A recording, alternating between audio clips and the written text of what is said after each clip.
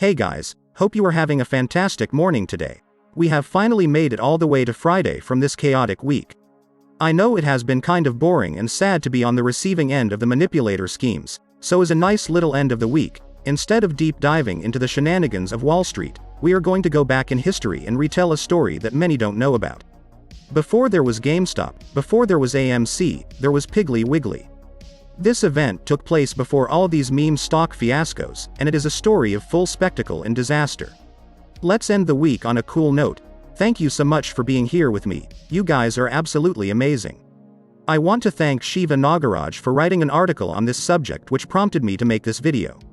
Before we start, let me quickly state that I am not a financial advisor, and that all content discussed in this channel is simply information gathered that I deem important for people to know, so that they can make informed decisions.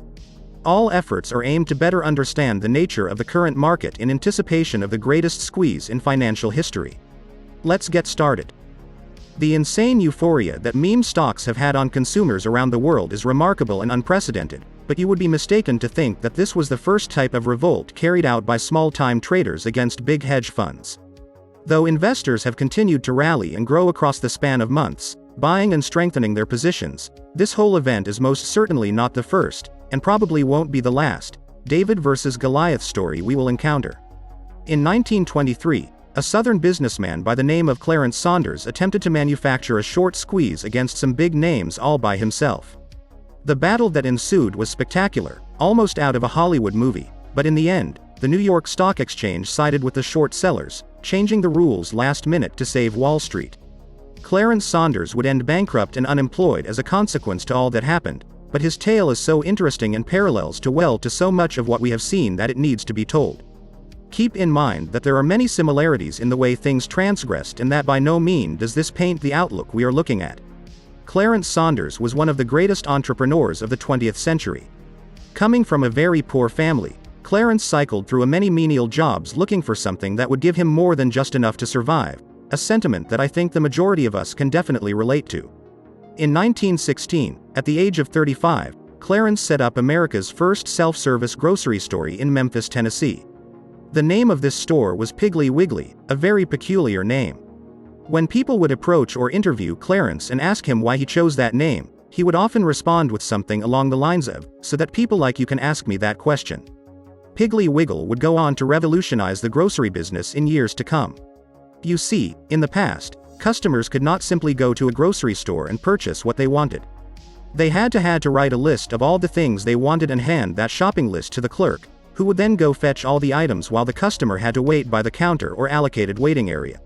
In Piggly Wiggly, customers were given the liberty to simply go around the store, roaming around getting whatever they wanted and then go through a checkout. All the things that you take for granted when going to your nearby retail supermarket, such as checkout registers or price tags, are fully stocked shelves, that all started with Piggly Wiggly. By 1922, Piggly Wiggly had begun expanding rapidly, having franchised more than 1,200 stores throughout the United States. The founder, Clarence Saunders, would be noted as boasting that Piggly Wiggly shall be said by all men that it would multiply and replenish the earth with more and cleaner things to eat. Saunders was a very clever individual, and he knew how to drive interest to his store more than just by beating prices and being competitive. He understood that to attract new customers, he had to bring spectacle to his Piggly Wiggly franchise. He would begin having his stores hand out flowers and balloons to customers and eventually expand to having beauty contests and brass bands. As you might imagine, people immediately started flocking to the store, becoming the new hot sensation in the country. Clarence Saunders became a very wealthy man, and when it came to how he spent his money, he was a very luxurious person. The man had a refined taste for grand delicacy and lush. Among some of his more notable purchases was a bit-acre plot in Memphis where he would build a mansion that had a waterfall, bowling alley and even an 18-hole golf course with one hole located on its own very island.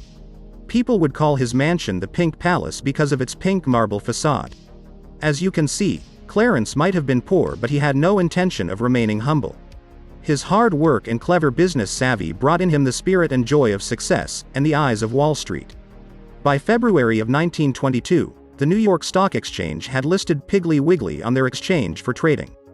With consistent profits and revenue, Piggly Wiggly became a very reliable security in the eyes of institutions, but in the fall of 1922, the same year, some independent franchises had gone bankrupt.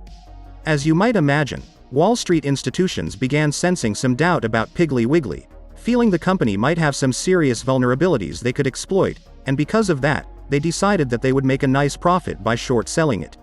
Clarence Saunders would learn about the short positions Wall Street began taking on his company, and the man was rightfully livid. Clarence took their actions very personal, and since Wall Street had decided to bully and take on his company, Clarence decided to take on Wall Street itself. That's right, there were madmen before the roaring kitty, willing to stick it up to the big guys. Clarence would begin buying Piggly Wiggly stock in large quantities, driving the stock price back up. The man was incredibly confident, to a fault even. He had no experience trading stocks before, but that would not stop him from tackling Wall Street head-on. Clarence would take out a loan worth $10 million at the time, which if we adjust it to modern inflation should be over $150 million today, and started using the funds to buy Piggly Wiggly stock. Within a week of doing so, Clarence had grabbed 100,000 shares of Piggly Wiggly, about half of all the shares outstanding. The news media began warning Wall Street, making statements such as Clarence is here with the open and avowed purpose of teaching New York the financial game. Clarence would control more than 198,000 shares of all Piggly Wiggly stock by March of 1923. With all this buying, shares for Piggly Wiggly, which had fallen as low as $39, surged all the way to $60 by the end of 1922. It would soon become very apparent for Wall Street firms that took short positions that they were in deep trouble. Saunders owned nearly all the stock, and at the time there were no federal security laws. Saunders would essentially have the advantage of naming his price for what he wanted to sell his shares at, and Wall Street would take a huge loss on it. Wall Street has a very tribalistic nature to it, and seeing this newcomer arrive at Wall Street and beat them at their own game was too much of a shame to take, especially when the person beating them was a country boy who defiantly came to stick it up to them. The Wall Street manipulators took notice of what was happening and were freaking out. The prices of Piggly Wiggly kept on increasing, since Saunders was the biggest owner of the stock and could essentially decide whatever price he wanted his company's share to be. Short sellers began complaining to the New York Stock Exchange about Saunders' ploy. In absence of the SEC, the New York Stock Exchange made its own rules as to how stocks could be traded, and its governing committees were made up by Wall Street insiders. After many complaints, the governing committees would launch an investigation into Saunders. The problems started getting serious as a result of the risk Clarence imposed on himself. The shares he owned of his company were much more than that initial $10 million loan he took out, but if he started selling a lot of his stock, the price would drop, which would lose some of the leverage he had on short sellers. Clarence, being the clever man he was, would come up with a solution to his dilemma. He would sell shares directly to the public at a fixed price, evading the stock exchange altogether. He began taking out advertisements offering to sell the stock privately at $55 per share. On the morning of March 20, 1923, Clarence had enough, and chose violence. He called his broker and told him that he wanted the return of 42,000 shares that he had lent to short sellers.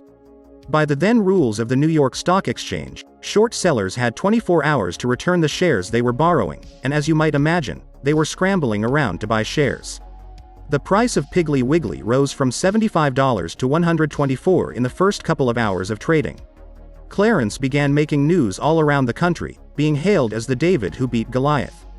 Newspapers would call him the young Piggly Wiggly Napoleon, mocking Wall Street by writing articles saying, and I quote, "After he whipped them and they cried enough, Clarence administered a spanking, the sort of reminder not to do it again."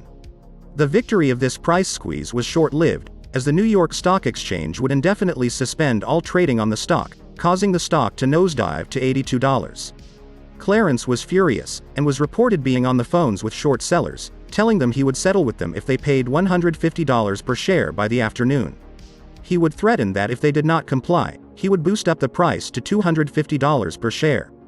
According to his calculations, more than 25,000 shorts remained uncovered. But he made one serious mistake. He was bluffing, and there are no better bluffers than the ones that work in Wall Street. I mean, these people's entire careers depend on how good they could bluff, so Clarence's lack of Wall Street savvy became his Achilles heel. Almost none of the short seller accepted his deal, and would later be vindicated by the New York Stock Exchange when they barred Piggly Wiggly from being traded on the exchange. As explained, there was such concentration of shares in one person that it made it impossible to make a free market for the same stock. The exchange would then break its own rules and allow short sellers a full week to cover positions. Furthermore, Clarence made a fatal flaw. He miscalculated the number of short shares there were. There were only just 11,200 short shares, a number way below what he thought there were.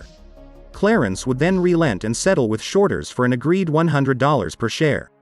Clarence made a ton of money, but it wasn't nearly enough. He still owed $6 million to his lenders and had over 100,000 shares of Piggly Wiggly that were depreciating in value due to institutions staying away from it, as well as the fear of new potential investors buying due to the news and uncertainty of it. As such, the shares were depreciating in value rapidly and he had no one to sell to. Clarence would go on once again to newspaper advertisements to try to sell his stock, saying his private fortune would be wiped out if he could not sell his stock. Banners saying "Save Piggly Wiggly" would appear across Memphis. The desperation was so big, Clarence reached out to Henry Ford to try to get a bailout, but nothing would work. The worst would come to pass on August 19, 23, where his payments on his loans caught up to him, and Clarence was forced to resign from preside of Piggly Wiggly while also forced to relinquish all of his property, including his stock, cars and even his pink palace. The shares he bought would be subsequently auctioned for $1. Clarence would file for bankruptcy, and would make many statements calling the New York Stock Exchange welchers and the worst menace in America. He would file lawsuits that would go nowhere. Magazines would talk about the whole ordeal, noting how many men may come and go but Wall Street goes on forever. Clarence was ruined, but the man was too clever and experienced to be defeated. Shortly after his bankruptcy, he started another grocery chain called the Clarence Saunders, sole owner of My Name stores. The name was very odd and showed the bitter chip on his shoulder, but was successful enough to make Clarence a millionaire once again. He would build another mansion and even bought football team in Memphis. His team, the sole owner Tigers, would defeat the Green Bay Packers a week after the Packers won their first National Football League championship. Clarence would then contend with the Great Depression, which swept away his grocery chain and forced him into bankruptcy for a second time. Clarence would continue trying to get rich for pretty much the remainder of his life, but would be unsuccessful. He invested $1,500 with a man who stole his money. Reports say he would drive by the Pink Palace, saying that if he never did anything else, at least there was that.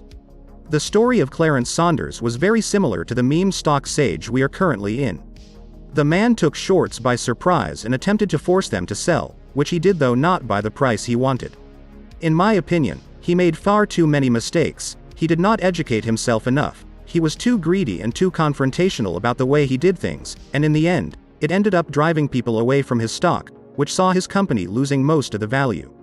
The situations between GameStop or AMC and Piggly Wiggly are very different, but the sentiments and short situation are eerily similar, so I decided to tell the tale of the great Clarence Saunders and his almost successful victory against the giants of Wall Street. I am more interested in hearing what you think though, so don't hold back.